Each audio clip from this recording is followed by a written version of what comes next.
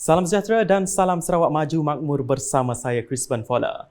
Berita utama. 5 kementerian serta sebuah agensi di bawah Kerajaan Sarawak membentangkan laporan berhubung prestasi pelaksanaan projek di bahagian Limbang dalam mesyuarat Jawatan Kuasa Koordinasi Pembangunan Negeri SDCCM Bilangan 1 2024 di Limbang pada Rabu. Pembentangan tersebut disampaikan kepada Premier Sarawak Datuk Petinggi Tan Sri Dr. Abang Abdul Rahman Zohari Tun Datuk Abang Openg selaku pengerusi mesyuarat tersebut. 5 kementerian serta agensi berkenaan ialah Kementerian Kesihatan Awam, Perumahan dan Kerajaan Tempatan Sarawak, MPHLG, Kementerian Infrastruktur dan Pembangunan Pelabuhan Sarawak, MIPD, Kementerian Utiliti dan Telekomunikasi Sarawak, MUT, Kementerian Sumber Asli dan Pembangunan Bandar, MUDEN, Kementerian Industri Makanan, Komoditi dan Pembangunan Wilayah Sarawak, MFICOT, serta Lembaga Pembangunan Koridor Wilayah Rekoda. Hadir sama dalam mesyuarat tersebut ialah Timbalan Premier Sarawak iaitu Datuk Amar Douglas Ugambas, Datuk Amar Awang Tengah Ali Hassan dan Datuk Amar Profesor Dr. Sim Kui Hian, Menteri Pengangkutan Sarawak Datuk Sri Lee Kim Shin, Menteri di Jabatan Premier Sarawak Datuk Sri John Siki Tayai, Menteri Utiliti dan Telekomunikasi Sarawak Datuk Sri Julaihi Nerawi, Setiausaha Kerajaan Sarawak Datuk Amar Muhammad Abu Bakar Marzuki, Setiausaha Kewangan Sarawak Datuk Sri Dr. Wan Lis Osman Wan Omar dan Peguam Besar Sarawak Datuk Safri Ali. Turut hadir ialah Timbalan Menteri Pengangkutan Datuk Hasbi Habibullah, Timbalan Menteri di Jabatan Premier Sarawak Undang-Undang MA 63 dan Hubungan Negeri Persekutuan Datuk Sharifah Hasidah Said Aman Ghazali, Timbalan Menteri Pemodenan Pertanian dan Pembangunan Wilayah Sarawak Datuk Dr. Abdul Rahman Ismail, Timbalan Menteri di Jabatan Premier Sarawak Pemantauan Buruh Immigration dan Projek Datuk Gerawat Gala, Ahli Parlimen Lawas Datuk Henry Sum Agong, Ahli Dewan Undangan Negeri Adun Batu Danau Paulus Palu Gumbang, Ketua Setiausaha Politik kepada Premier Sarawak Fasruddin Abdul Rahman, Timbalan Setiausaha Kerajaan Sarawak Perancangan Ekonomi dan Pembangunan Datu Dr. Muhammad Abdullah Zaidil, Timbalan Setiausaha Kerajaan Sarawak Pentadbiran Datu Baklen Bangi, Timbalan Setiausaha Kerajaan Sarawak Operasi Datu Hi Changki, Residen Bahagian Limbang Unus Tambi serta Ketua-Ketua Jabatan Kerajaan Sarawak.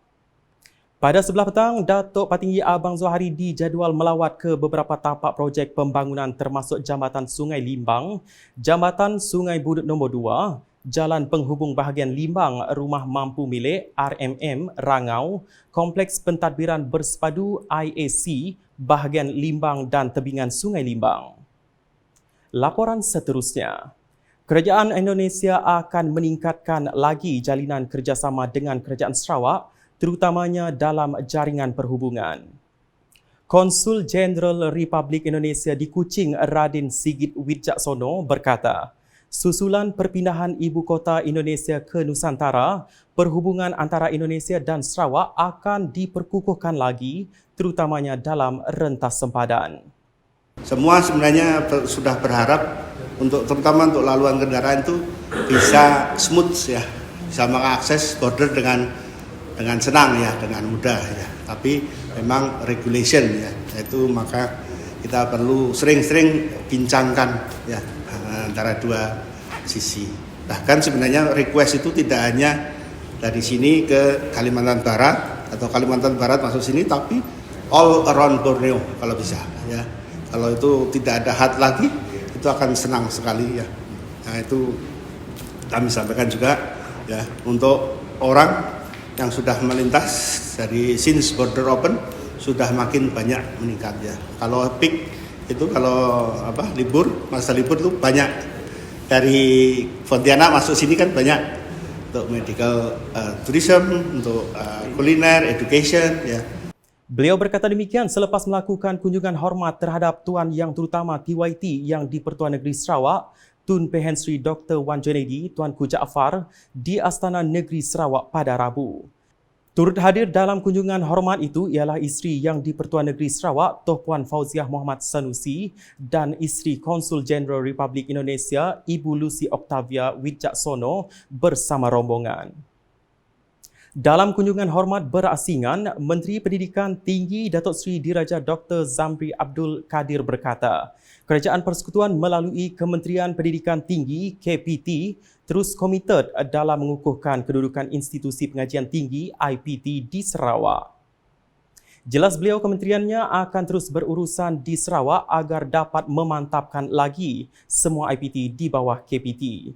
Sementara itu, beliau turut memuji komitmen tinggi Kerajaan Sarawak terhadap pembangunan pendidikan di negeri ini.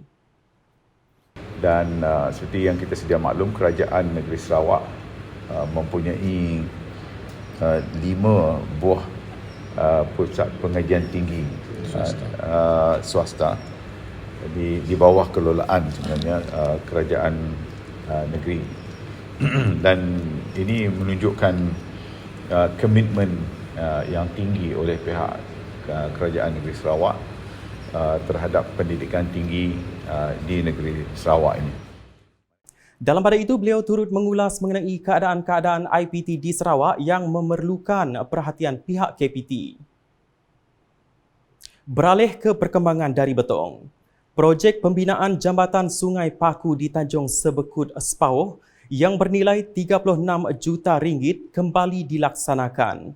Timbalan Premier Sarawak, Dato' Amar Douglas Ugah Mbas berkata, projek itu sebelum ini pernah dikategorikan sebagai projek sakit akibat kegagalan kontraktor menyiapkan pembinaannya mengikut jadual. Jelasnya kontraktor penyelamat telah dilantik dan mula mengambil alih kerja dengan tahap pembinaan semasa yang direkodkan adalah sebanyak 15.08% berbanding jadual asal iaitu 14.93%. Beliau berkata demikian ketika ditemui media semasa melakukan tinjauan projek berkenaan baru-baru ini. Sementara itu, Dato' Amar Douglas Ugah berharap pihak kontraktor dapat meneruskan momentum baik dengan pembinaan jambatan ini dijadualkan siap pada 10 Ogos 2025. Sementara itu, dalam program berasingan, Dato' Amar Douglas Ugah memberitahu pasar komuniti Sepauh yang siap sepenuhnya merupakan mercu tanda baharu di Sepauh. Menurutnya, kerajaan negeri diterajui gabungan Parti Sarawak GPS membina kemudahan tersebut bagi menyediakan peluang menambahkan pendapatan rakyat. Sehubungan itu, jelas beliau, apabila pasar komuniti itu siap kelak, ia sekaligus mengangkat Sepauh sebagai tempat menjual produk tersendiri. Beliau berkata demikian dalam majlis perasmian pasar komuniti Sepauh di Sydney baru-baru ini. Dalam pada itu, Dato' Amar Douglas memberitahu rancangan membina bangunan berhampiran pasar sebagai tapak medan selera dengan kos RM5 juta dijangka bermula dibina tahun ini. Paparan berikutnya, insiden tanah runtuh yang berlaku di Ulu Ketibas beberapa hari lalu dipercayai bukan disebabkan oleh aktiviti pembalakan, sebaliknya akibat daripada limpahan hujan setempat yang berterusan dan lebat. Pengaruh Hutan Sarawak, Datuk Hamdan Mohamad berkata, tinjauan awal oleh pihaknya pada 3 Mac lalu mendapati terdapat kira-kira 10 kejadian tanah runtuh yang berlaku di kawasan Tadahan Ulu Ketibas. So from the current finding that we found, the cause of the floating debris was due to the intense localized rainfall within the Ulu Ketibas catchment. Based on the satellite data that we acquired on the 3rd March, shows about 10 sites which major slip or landslide has occurred within the Ulu Ketibas area, catchment area. Beliau berkata demikian ketika ditemui pemberita selepas menyempurnakan persidangan antarabangsa pengurusan hutan tropika Lestari di Kuching pada Rabu. Bagaimanapun, beliau menafikan kejadian tersebut berlaku disebabkan oleh aktiviti pembalakan, memandangkan salah satu tapak berlakunya tanah runtuh itu adalah di Sanctuary Hidupan Liar Lanja Entimau.